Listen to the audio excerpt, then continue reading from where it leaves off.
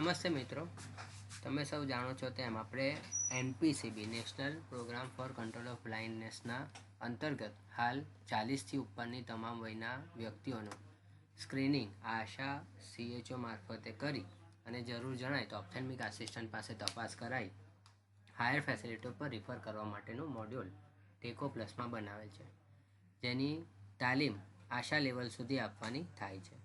માનનીય કમિશનર મેડમની સૂચના મુજબ આ તાલીમનું રોજે રોજનું રિપોર્ટિંગ ઉપલી કક્ષા સુધી મળે તે મુજબનું આયોજન કરવાનું થતું હોય આપણે ટેકો પ્લસમાં જ ટ્રેનિંગ શેડ્યુલ કરવા માટેની ઓપ્શન ઊભો કરેલો છે.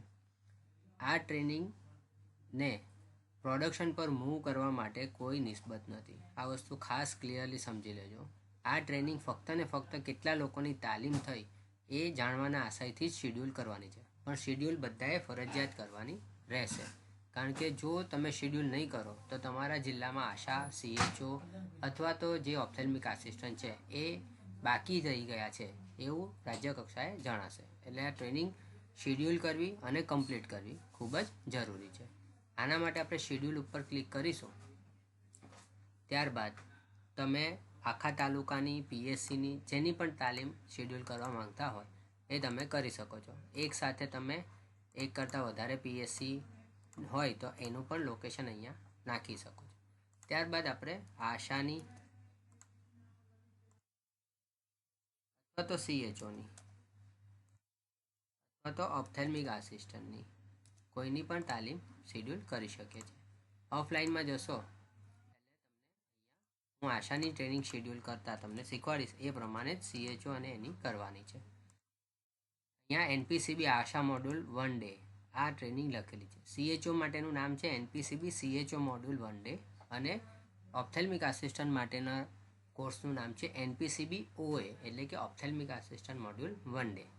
અહીંયા તમે ટ્રેનિંગ રોલ સિલેક્ટ કરી શકો છો. ટ્રેનિંગ કોર્પોરેશન કક્ષાએથી અથવા તાલુકા કક્ષાએથી ઇવન MO PSC કક્ષાએથી MO આયુષ કક્ષાએથી પણ શેડ્યુલ થઈ શકશે અને એ લોકો કરી શકશે. અહીંયા હું ફક્ત અત્યારે સ્ટેટ ટેકો કોર્ડિનેટર સિલેક્ટ કરું છું. તમે જે તારીખ હોય એ તારીખ સિલેક્ટ કરી શકો છો.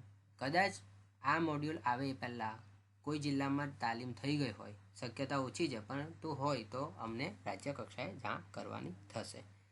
પ્રાઇમરી ટ્રેનરમાં તમને નામ જોવા મળશે અને અહીંયા તમે જોઈ શકો છો કે આપણે 2 PSC સિલેક્ટ કરેલા હતા તેની ટોટલ 46 આશા બહેનોનું લિસ્ટ પણ તમને મળશે અને શેડ્યુલ ઉપર ક્લિક કરશો એટલે તમને આ ટ્રેનિંગ શેડ્યુલ થઈ જશે. એટલે આ પ્રમાણે 3 કેડરની સેમ ડે હશે તો પણ સેમ ડે માટે પણ અલગ અલગ તાલીમ તમારે શેડ્યુલ કરવાની રહેશે.